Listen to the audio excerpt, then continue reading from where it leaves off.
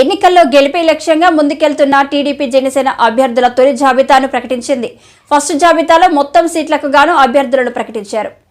PGVR Naidu alias Gannababu, అరొక valley Siriveri Donnudora, పాయకారాపేట Vangalapudi Anitha, Narsipatnam చింతకాయల అయ్యన్నపాత్రుడు, తుని యనమల దివ్య, పెద్దాపురం నిమ్మకాయల చినరాజప్ప, ఆనపర్తి నల్లిమెల్లి రామకృష్ణారెడ్డి, ముమ్మడివరం డోట్ల సుబ్బరాజు, గన్నవరం శ్రీ పెళ్ళ Rajesh Kumar, Kothapeta Bandaru Satyananda Rao, Mandapeta Vegulla Jogeswara Rao, Rajahmundry city Adireddy Vasu, Jaggampeta Jyothula Venkatappa Rao, Achanta Peethani Satyanarayana, Palakollu Nimmala Ramanaidu, ఉండి Manthena Ramaraju, Tanuku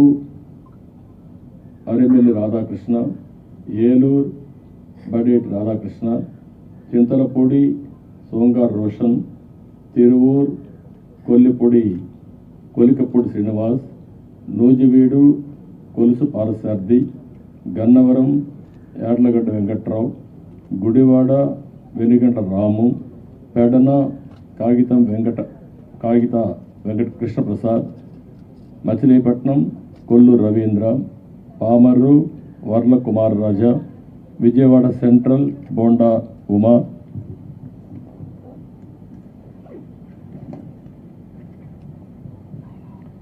Vijayawada east Gadde Rammohan Rao, Nandigama తంగరల Soumya, Jaggayyapeta Sriram Rajagopal తాతయ్య, తాడికొండ తెనాలి శ్రావణ్ కుమార్, మంగళగిరి నారా లోకేష్, పొన్నూరు భూమిపల్ల రవీంద్ర, వేలూరు నక్క ఆనందబాబు, రేపల్లె అనగన సత్యప్రసాద్, బాపట్ల వేగేశ్వర నాగేంద్ర వర్మ, ప్రత్తిపాడు బోర్ల Ramanjaneyulu, తెల్లూరుపేట Pattipati Pullarao, Sattenapalli Kanna Lakshminarayana, Vinukonda GV Anjaneyulu, Macherla Julakanti Brahmanandareddy, Yerragondapalem Guduru Erixion Babu, Parchuru Eluri Sambasivarao, Addanki Gottipati Ravikumar, Santhanuthalapadu Bommaji Niranjan Vijay Kumar, Ongole Damarcharla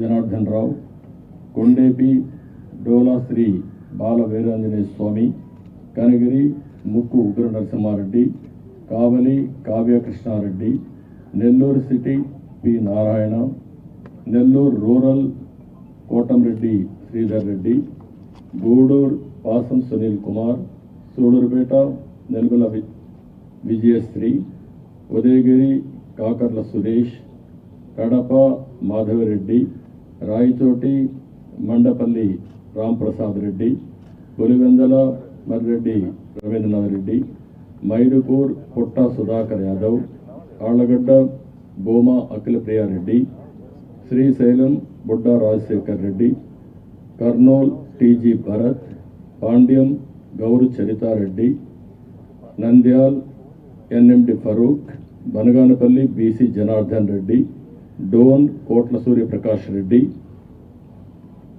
Pattikonda KE Shyambabu, Kodumur Boggula Dastagiri, Rayadurg Kaluva Srinivasulu, Uravakonda P Keshav, Tadipatri JC Ashmit Reddy, Singanamala Bandaru Sravanisri, Kalyan Durg Alimineni Surendrababu, Raptadu Paritala Sunitha, Madakasira ME Sunil Kumar, Hindupur Nandamuri Balakrishna, Penukonda Savitha, Thamballapalle Jayachandrareddy, Peele Nallari Kishore Kumar Reddy, Nagari గాలి భానుప్రకాష్, గంగాధర్ నెల్లు. ఏపీని అభివృద్ధి పథంలో నడిపించాలని రాష్ట్ర బంగారు భవిష్యత్తు కోసం టీడీపీ జనసేన కలిశాయని జనసేన అధినేత పవన్ కళ్యాణ్ పేర్కొన్నారు. పొత్తుకు బీజేపీ ఆశీస్సులు కూడా ఉన్నాయని వెల్లడించారు. ఈరోజు మేము చూస్తుంది కూడా రాష్ట్రాన్ని ముందు ఒక గాడిలో పెట్టడం, పార్టీ ప్రయోజనాలను దాటి, వ్యక్తి ప్రయోజనాలను దాటి, రాష్ట్ర ప్రయోజనాలను దృష్టిలో పెట్టుకొని 2014 నుంచి మనం నలుగుతా ఉన్నాం. 2019కి ఈ అరాచక పాలన వల్ల ఇంకా నలిగిపోతా ఉన్నాం. ఇలాంటి సమయంలో నేను చాలా నిర్మాణాత్మకంగా, చాలా బాధ్యతతోటి అన్నీ ఆలోచించి, చాలామంది పెద్దలు 40 స్థానాలు కావాలి, 70 స్థానాలు కావాలంటే ఒకటే చెప్పాను అందరికీ, 2019లో కనీసం నాకు ఒక 10 స్థానాలు ఉందంటే ఈరోజు ఎక్కువ స్థానాలు తీసుకొని ఒక మంచి చక్కటి అవకాశం ఉండేది. అది కోల్పోయాం కాబట్టి ఈసారి తక్కువ స్థానాలతోటి 98% స్ట్రైకింగ్ రేట్ ఉండాలి. దాంట్లో భాగంగానే 24 స్థానాలు, 3 పార్లమెంట్లు ఫిక్స్ అయిపోయాం. అలాగే 24 స్థానాలు కనిపిస్తున్నాయి, కానీ జనసేనకి మనం చూడాల్సింది 3 పార్లమెంట్లో ఇంకొక అదనంగా ఇంకొక 18 నుంచి 20 దాకా స్థానాలు అధికంగా యాడ్ అవుతాయి. సో దాదాపు ఒకలా చూస్తే జనసేన అందరూ అనుకున్నట్టుగా ఒక 40 స్థానాల్లో పోటీ చేస్తున్నట్టు లెక్క, 3 పార్లమెంట్తో కలుపుకొని. నేను కూడా ఈ అలయన్స్ బలంగా ఉండాలి, టీడీపీ జనసేన అలయన్స్ బలంగా ఉండాలి అంటే నేను కూడా ప్రత్యేకించి భారతీయ జనతా పార్టీని దృష్టిలో పెట్టుకొని కూడా నా సీట్లని కుదించుకోవడం జరిగింది.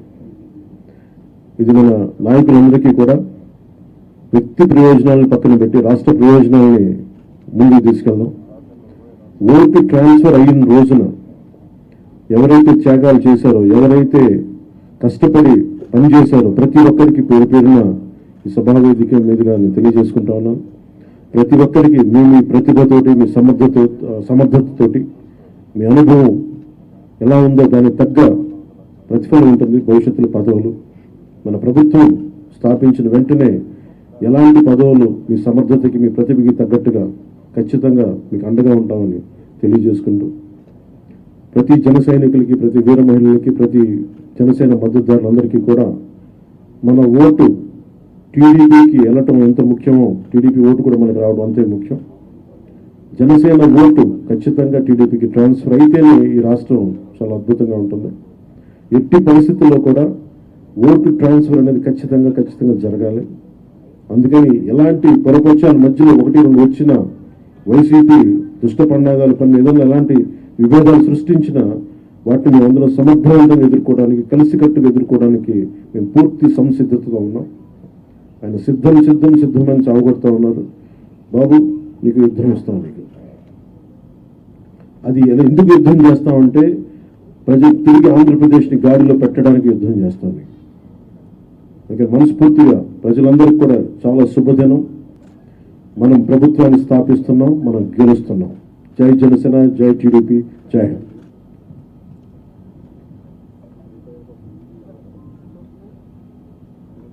ఇప్పుడే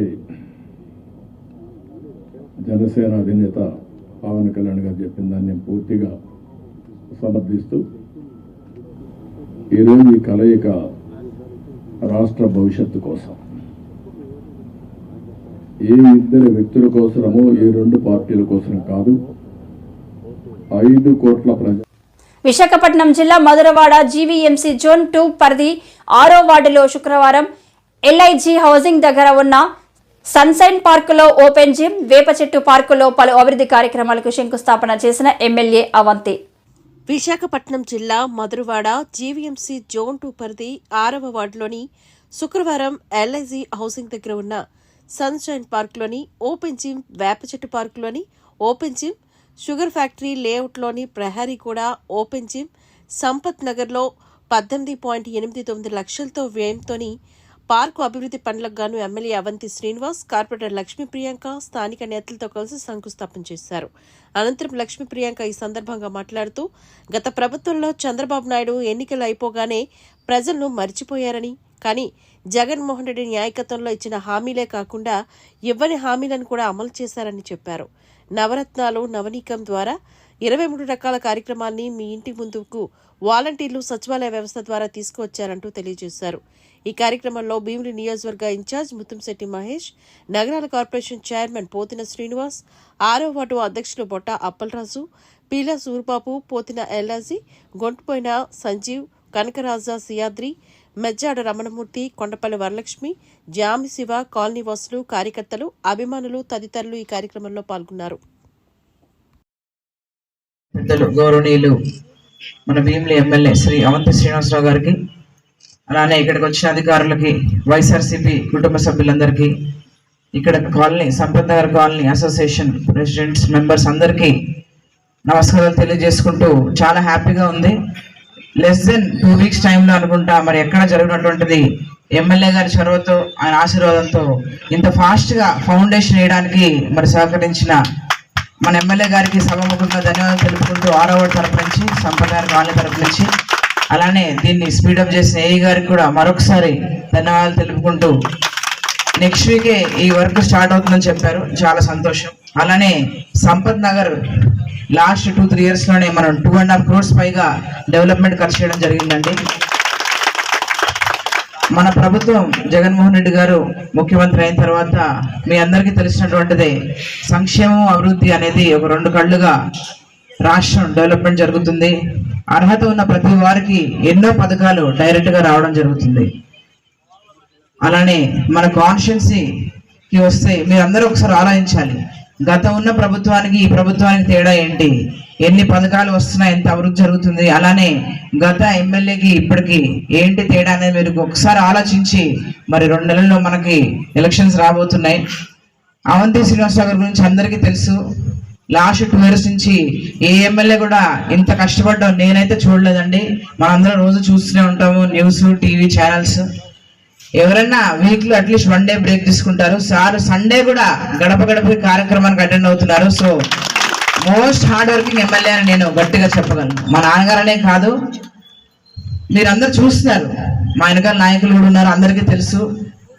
మరి వెనక తిరిగేవారు నాయకులు కావచ్చు, కుర్రోళ్ళు కావచ్చు, వాళ్ళు అలసిపోతారు, కానీ మన ఎమ్మెల్యే గారు అలసిపోయినా every day he is among the people అండి. సో అది ఆలోచించి మీరు పనిచేసే ఎమ్మెల్యేకి ఓటేసుకుంటే మన కాలనీ, మన వార్డు, మన కాన్స్టిట్యున్సీ డెవలప్ అవుతుందని ఒక్కసారి మీరు అందరు ఎడ్యుకేటెడ్ కాబట్టి ఆలోచించి, మన ఓటు అనేది మన ఆయుధం కాబట్టి తప్పకుండా మీరందరూ ఇళ్లలోంచి బయటకు వచ్చి, అపార్ట్మెంట్స్ నుంచి బయటకు వచ్చి ఓటు వేస్తేనే మనకు రేపు పొద్దున ఎలక్షన్ అయిన తర్వాత ఏది కావాలన్నా చేయించుకునే హక్కు ఉంటుందని మీ అందరూ గుర్తు చేస్తూ, మరి పనిచేసే మనిషి, గుడ్ లీడర్షిప్, అలానే ఏ రిమార్క్ లేనటువంటి మన అవంతి శ్రీనివాసరావు గారు, ఏ కరప్షన్ లేదు. ఆయన ఆల్రెడీ 2 times భీమిలి ఎమ్మెల్యేగా పనిచేశారు.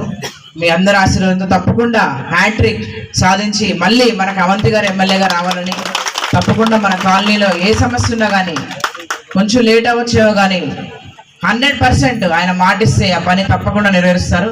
మళ్ళీ మన పార్క్ ఓపెనింగ్ లో మళ్ళీ కలుద్దాము, అన్ని వర్క్స్ ఫినిష్ అయినాక. థ్యాంక్ యూ అండి. దీనికి 1000 కోట్లు ఖర్చు పెట్టడం జరిగింది. 3 మండలాలకు 1000 కోట్లు ఖర్చు పెట్టడం జరిగింది సంక్షేమానికి. అలాగే అభివృద్ధి కార్యక్రమాలు అంటే రోడ్లు, కాలువలు, కమ్యూనిటీ హాల్స్, ఈ సచివాలయాలు, ఆర్బీకేలు ఇవన్నీ కలిపి 500 కోట్లు ఖర్చు పెట్టడం జరిగింది. అంటే ఒక ఎమ్మెల్యేగా 2500 కోట్లు ఒక నియోజకవర్గంలో ఖర్చు పెట్టామంటే, రాష్ట్ర వ్యాప్తంగా ఇలాంటి నియోజకవర్గాలు 175 నియోజకవర్గాలు ఉన్నాయి. ఈ 175 నియోజకవర్గాల్లో కూడా డైరెక్ట్ బెనిఫిషరీ ట్రాన్స్ఫర్ ద్వారా కానీ, నాన్ డైరెక్ట్ బెనిఫిషరీ ట్రాన్స్ఫర్ ద్వారా కానీ ఒక 30 రకాల కార్యక్రమాలకి సుమారు 3,70,000 కోట్ల రూపాయలు ప్రజాధనాన్నే మరి ఈ ప్రభుత్వం అధికారంలోకి వచ్చిన తర్వాత, జగన్మోహన్ రెడ్డి గారు ముఖ్యమంత్రి అయిన తర్వాత ఈ అందరికీ నేరుగా 1,25,00,000 కుటుంబాలకి, అంటే BPL families, below poverty level ఫ్యామిలీస్కి ఖర్చు పెట్టడం జరిగిందని మీ అందరికీ కూడా తెలియజేస్తున్నాను. ముందు ఏమన్నారంటే, ఈ డబ్బులు ఖర్చు పెట్టాలంటే లాస్ట్ టైం జగన్ గారు మేనిఫెస్టో ఇచ్చినప్పుడు ఈ రాష్ట్ర బడ్జెట్ సరిపోదు, కేంద్ర బడ్జెట్ కావాలని చెప్పారు.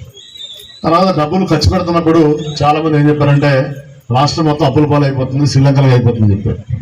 ఇప్పుడు ఖర్చు పెట్టిన తర్వాత 5 సంవత్సరాల తర్వాత మరి ఈ వాలంటీర్స్, సచివాలయ వ్యవస్థ ద్వారా మీ అందరికీ ఎలాంటి రికమెండేషన్లు కానీ, ఎలాంటి లంచాలు కానీ, ఎలాంటి అవినీతి కానీ, ఎలాంటి వివక్షత కానీ లేకుండా ఇచ్చిన తర్వాత ఇప్పుడు 5 సంవత్సరాల తర్వాత మళ్ళీ చెప్తున్నారు, మేము వస్తే మేము కూడా ఈ పథకాలు ఇస్తామని చెప్తున్నారు. అంటే జగన్ గారి యొక్క విజన్ అర్థం చేసుకోవడానికి, అంటే జనరల్గా సారు జగన్మోహన్ రెడ్డి గారు గౌరవ ముఖ్యమంత్రి గారి యొక్క పర్సనాలిటీ కానీ, వయసు కానీ చూసి చాలా తక్కువ అంచనా వేస్తారు. కానీ బ్రెయిన్ మాకు చాలా పెద్దదైంది. ఆయన విజనరీ ఏంటంటే, ఆయన అర్థం చేసుకోవాలంటే ఒక 5 years ముందు ఆలోచిస్తారు, అందరికంటే ముందు. మరి చంద్రబాబు నాయుడు గారు కూడా అర్థం కాలేదు, ఈ వాలంటీర్స్ వ్యవస్థ దేనికి, సచివాలయ వ్యవస్థ దేనికి అని చెప్పాడు ఆయన.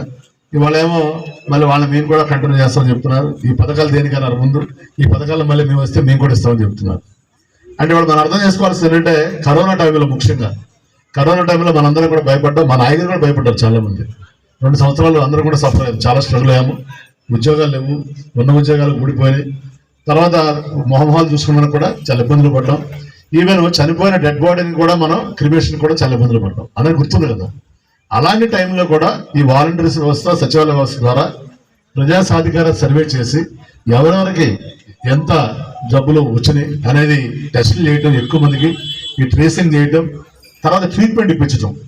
టెస్టింగ్, ట్రేసింగ్, ట్రీట్మెంట్ ఈ 3 కూడా చేసి అత్యధికంగా ఎక్కువ మందికి వ్యాక్సిన్లు ఇచ్చినటువంటి రాష్ట్రం మన రాష్ట్రం భారతదేశం. ఈ విషయాన్ని మనం చెప్పలేదు, సాక్షాత్ దేశ ప్రధానమంత్రి నరేంద్ర మోడీ గారు కూడా మరి చెప్పారు. ఎందుకంటే మీ అందరూ తెలుసు, ప్రపంచంలో కరోనాకి 5 వ్యాక్సిన్లు కనిపెడితే 5 వ్యాక్సిన్లో 2 వ్యాక్సిన్లు ఇండియన్స్. ఆ 2 వ్యాక్సిన్లో ఒకళ్ళు తెలుగు వాళ్ళు. భారత్ బయోటెక్ లో మన Hyderabad director sir prime minister గారు వచ్చి ఇనాగ్రేట్ చేశారు ఆ వ్యాక్సిన్. 2వదేమో సీరం కంపెనీ పూణే. అంటే సంపద సంపద వెళ్ళాం కదా మన లాస్ట్ టైం. కాలనీ వాసులకి, మా పాత్రికేయ మిత్రులకి, మా అక్క చెల్లెలకి, అన్నదమ్ములకి అందరికి కూడా నమస్కారం. చాలా సంతోషం. 18 లక్షలతోటి ఈ రోజున ఈ పార్కులకు సంబంధించి మరి కాంపౌండ్ వెళ్ళగానే ఇంకా సురేష్ పవర్ సప్లై బోర్వెల్ ఎన్ని రోజులు అవుతాయి సురేష్? వారంలో 15 రోజుల్లో చేతి పడదు కదా. 15 డేస్ అయినా కానీ మీరు అప్డేట్ చేయాలని కోరుకుంటూ, ముఖ్యంగా మీ అందరికీ ఈ సందర్భంగా మరి నేను ఏదో ప్రారంభోత్సవం అనుకున్నాను, శంకుస్థాపనకే ఈ రోజున మీరు పెద్ద ఎత్తున హాజరై మీ యొక్క హర్షాన్ని, ఆమోదాన్ని వ్యక్తం చేసినందుకు మీ అందరికీ మరొకసారి చేతులు నమస్కారం తెలియజేసుకుంటూ, మరి ముఖ్యంగా నాకు అంటే ఈ నియోజకవర్గం చాలా పెద్ద నియోజకవర్గం అండి. 120 సచివాలయాలు లాంటి సచివాలయం అంటే ఒక కాలనీ అమ్మ ఇలాంటి, అంటే 3 మండలాలు, ఒక జీవీఎంసీలో 14 వార్డులు ఉన్నాయి. అంటే ముందు భీమిలిలో 4, మధురవాడకు 4, సింహాచలం ఎయిర్పోర్ట్ వరకు ఉంది. మరి గత 2 సంవత్సరాల నుంచి, గతంలో కూడా నేను ఇక్కడ ఎమ్మెల్యే చేశాను, కానీ ఎప్పుడు ఇలా గడపగడపకి తిరగలేదు. 2 సంవత్సరాల నుంచి కూడా ప్రతి వీధికి, ప్రతి కాలనీకి, ప్రతి ఇంటికి వెళ్ళి మీ వ్యక్తిగత సమస్యలు ఏంటి, కాలనీ సమస్యలు ఏంటి ఏమి తెలుసుకుని, సో నా పరిధిలోకి వచ్చినటువంటి, నా పరిధిలోకి వచ్చినటువంటి ఏ సమస్యలైనా కానీ 90% మరి అమలు చేయడానికి నా వంతు కృషి చేశారని మీ అందరికీ కూడా ఈ సందర్భంగా తెలియజేసుకుంటూ, కొన్ని ఏదైనా 10%, 20% నా పరిధిలోకి రాక, నా దృష్టికి రాక మిస్ అయి ఉండొచ్చు. అంత మాత్రాన అదే నిర్లక్ష్యం వహించామని మీ అందరూ అనుకో. తానెప్పుడు ఇంతలా అభ్యర్థుల జాబితా విషయంలో కసరత్తు చేయలేదని టీడీపీ అధినేత చంద్రబాబు పేర్కొన్నారు. టీడీపీ జాబితాను వెలువరించిన అనంతరం ఆయన మీడియాతో ఆసక్తికర వ్యాఖ్యలు చేశారు. నీ ఇష్ట ప్రకారం ఎట్ట చేస్తావు సమాధానం చెప్పమని. అతను భయపడిపోయి కాదు నేను చేయలేదు అన్నాడు. నేను నిర్దిష్టంగా హామీ ఇస్తున్నా, నేను చేయను అన్నాడు. కాదు ఆ ఫైల్ పెట్టమన్నాం. అక్కడి నుంచి నేను విత్డ్రా చేసుకున్నానంటే మళ్ళీ మీరు మాట్లాడతారేంటి అనే పరిస్థితికి వచ్చి తోకదాడి చేసే పరిస్థితికి వచ్చాడు. ఈరోజు 2430 జీవో నెంబర్ తీసుకొచ్చి పత్రికా విలేకరుల పైన దాడులు చేయడమే కాకుండా మీ మీద కేసులు పెట్టి మిమ్మల్ని లోపలేసే పరిస్థితికి వచ్చారు. ఇది భారతదేశ చరిత్రలో ఎక్కడా జరిగిందని నేను అనుకోను. ఈరోజు ప్రజాధనంతో ప్రజల మీద కక్ష తీర్చుకోవడానికి న్యాయ వ్యవస్థను దుర్వినియోగం చేసే పరిస్థితికి వచ్చారు. ఒక్కొక్క అడ్వకేట్కి ఇంటి కోట్ల రూపాయలు, కామన్ మ్యాన్ కోట్ల రూపాయలు పెట్టుకుని అడ్వకేట్ని పెట్టుకునే పరిస్థితిలో ఉన్నాడా ఈ రాష్ట్రంలో? కనీసం అడ్వకేట్ అంటే తెలుసా? ఇలాంటివన్నీ జరిగే పరిస్థితి వచ్చింది. అందుకని ఈరోజు ఇవన్నీ కూడా చూసిన తర్వాత నేను ఒకటే ప్రజలందరికీ అప్పీల్ చేస్తున్నా, అహంకారంతో, ఎగువతో ఈ అభ్యర్థుల్ని ఇష్టానుసారంగా అతను ఇచ్చేసినప్పుడు మీరు కూడా, ఇది అత్యంత కీలకమైన ఎన్నికలు. మళ్ళీ చెప్తున్నాం, ఇక్కడ మాకు ఏమాత్రం కూడా రాగద్వేషాలకు అతీతంగా అభ్యర్థుల ఎంపిక మెరిట్ ప్రకారం మేము ఆలోచిస్తున్నాం. అందరికీ సీట్లు రాకపోవచ్చు, ఎందుకు నేను ఈ మాట కూడా వాడుతున్నానంటే తెలుగుదేశం పార్టీ పోటీ చేసేది ఇక్కడ జనసేన అభ్యర్థులు సహకరించాలి. జనసేన పోటీ చేసేది ఇక్కడ తెలుగుదేశం పార్టీ అభ్యర్థులు సహకరించాలి. ఇద్దరూ కలిసి ఒక అవగాహనతో పనిచేస్తే ప్రజల్లో కూడా ఒక నమ్మకం ఏర్పడుతుంది, ఓటు బ్యాంక్ పెరుగుతుంది. ఎవరైతే ప్రజలు సహకరించాలని ఆలోచన ఉంటారో వాళ్ళకు ఉత్సాహం వస్తుంది. దానివల్ల గెలుపు ఈజీ అవుతుంది. గెలుపు అనేది ఎవరు ఆపలేరు. నేను చాలా స్పష్టంగా కూడా చెప్తున్నా. ఎందుకు ఆ ధీమాతో చెప్తున్నట్టు ఎప్పుడైతే తెలుగుదేశం జనసేన కలిశామో ఆ రోజే గెలిచామని వైఎస్ఆర్ కాంగ్రెస్ పార్టీ కాడుపడేశారు. వాళ్ళకు తెలుసు, ఏ ఒక్కరిని అడిగినా కూడా వాళ్ళకి అర్థమైంది. కానీ రౌడీజం చేసావు, ఇంకొక పక్కన దొంగ ఓట్లు ఎన్యూమరేట్ చేసావు, లేకుంటే బూత్ క్యాప్చర్ చేసావు, లేకపోతే వాళ్ళకు కావాల్సిన అధికార యంత్రాంగాన్ని వాలంటీర్స్ని ఇలాంటి వాళ్ళని దుర్వినియోగం చేసి ఎన్నికలు జరపాలనుకుంటున్నారు. జరగదు. చాలా ఎన్నికలు చూశాను. ఒకసారి డబ్బులతో కూడా డబ్బుల అహంభావం ఇప్పటికే ఎక్కడికక్కడ బస్తాల కొద్ది డబ్బులు వెళ్ళిపోయిందని కాన్స్టిట్యున్సీల వారికి ఇయర్ మార్క్ చేశారని. ఎర్ర చందనం డబ్బులు, శాండ్ల్వుడ్ డబ్బులు, లేకపోతే ఇసుక డబ్బులు, లిక్కర్ డబ్బులు, ఒకటి కాదు. ఇలాంటివన్నీ అవినీతి డబ్బుల్ని పంపించి మళ్ళా ఓట్లు కొనే ప్రయత్నాలు కూడా చేస్తున్నారు. ఇవన్నీ కూడా సమర్థవంతంగా ఎదుర్కొంటాం. ఈరోజు ఒకటే చెప్తున్నా, ఇది ప్రజాస్వామ్యం అంటే ఒక వ్యక్తికి అధికారం కాదు, ఇష్టారాజ్యం కాదు. ప్రజలు వారి జీవితాలు, వారి భవిష్యత్తుని పరిరక్షించేది ప్రజాస్వామ్యం. ఆ ప్రజాస్వామ్యానికే ఒక ముప్పు వచ్చినప్పుడు ప్రతి ఒక్కరి బాధ్యత. ఈరోజు మా దగ్గర డబ్బులు లేకపోవచ్చు, చాలా స్పష్టంగా చెప్తున్నాం. కానీ ప్రజాబలం మా దగ్గర ఉంది. విలువలతో కూడిన రాజకీయం చేశాం. ఇంకొక పక్కన ప్రజల సహకారం కానీ, అదే సమయంలో అందరూ వారి జనసేన అధినేత పవన్ కళ్యాణ్ చూస్తే జాలేస్తుందని సజ్జల రామకృష్ణారెడ్డి అన్నారు. పవన్ కళ్యాణ్ ఎక్కడి నుంచి పోటీ చేస్తారు చెప్పే పరిస్థితి లేదని, అలాంటిది ఆయన సిద్ధం దేనికి అని సజ్జల అన్నారు. ప్రయత్నం చేస్తారేమో తెలియదు. ఏది చేసినా అసలు పవన్ కళ్యాణ్ ఎక్కడ పోటీ చేస్తున్నాడో తన సీట్ అని చెప్పుకునే పరిస్థితి ఉంది. ఈరోజు వచ్చినట్లు ఆయన ఉన్నట్లేదు అనుకుంటా. ఆయనది లేదు, తనది లేదు. ఇప్పటికే డెసిషన్ తీసుకుంటే ఎక్కడ పోటీ అని చెప్పిండి అలాగా, అది రాలే. కుప్పమన్నా ఉందా? కుప్పం అనౌన్స్ చేశాడా? అతను అనౌన్స్ చేశాడు. ఈయనదైతే అది కూడా చెప్పుకునే పరిస్థితి ఉన్నట్ల. కనీసం తన సీటు తను కూడా చెప్పుకోలేకపోతున్నాడు. మరి అది కూడా ఆఖరణ చంద్రబాబు నాయుడు అన్ని ఈక్వేషన్స్ చూసి ఎక్కడ పోమంటే అక్కడ పోతాడేమో. 24 సీట్లు జనసేన పోటీ చేస్తానని చెప్పి పవన్ కళ్యాణ్ అన్నారు సార్. కానీ 5 సీట్లు మాత్రమే ప్రకటించారు. అంటే మిగతా సీట్లో క్లారిటీ లేరా, అభ్యర్థి లేరా? చెప్తున్నా కదా, మిగిలిన సీట్లు చంద్రబాబు నాయుడు డిసైడ్ చేయాలి.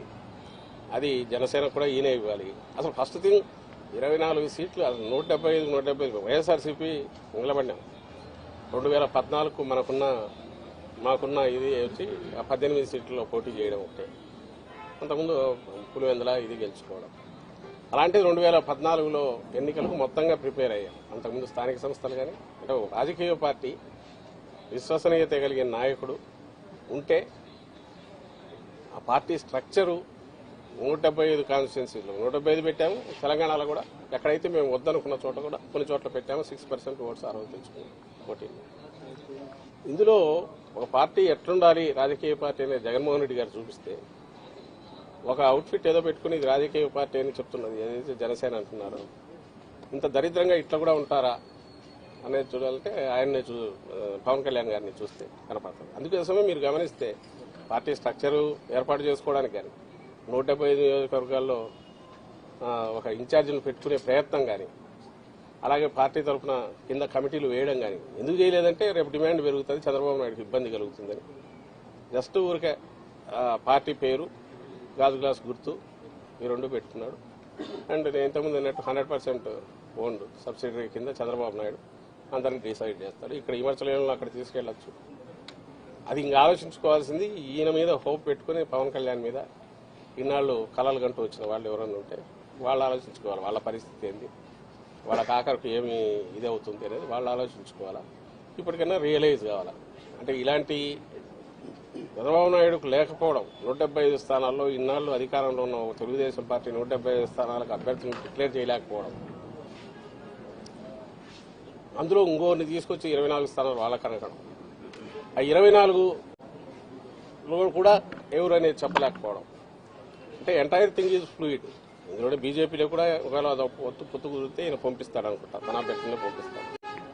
సో మాస్టర్ ప్లానింగ్ ఆయన చేస్తాడు, దాని నుంచి దీని నుంచి అనేది ఆయన. బీజేపీ గురించి చంద్రబాబు మాట్లాడేవారు సార్, కానీ పవన్ కళ్యాణ్ మాత్రం బీజేపీ ఆశీస్సులతో సీట్లు ప్రకటిస్తున్నాం అంటున్నారు. ఏం మాట్లాడాలి, ఆయన పోయి కలిసి వచ్చాడు కదా, కలిసి వచ్చాడు, ఆ తర్వాత ఫీలింగ్స్ వస్తున్నాయి. పవన్ కళ్యాణ్ అన్నదాన్ని వీళ్ళు ఎవరు డినై చేయట్లే. సో బీజేపీతో పొత్తు అర్జెంటుగా పెట్టుకోవాలనే దాంట్లో, అలాగే కాంగ్రెస్ వరకు ఇండైరెక్ట్ ఫైనాన్సింగ్ చేయించైనా వైఎస్ఆర్సీపీ ఓట్లు ఏమైనా చీల్చగలమనేది అది కూడా ఆలోచిస్తున్నాడు.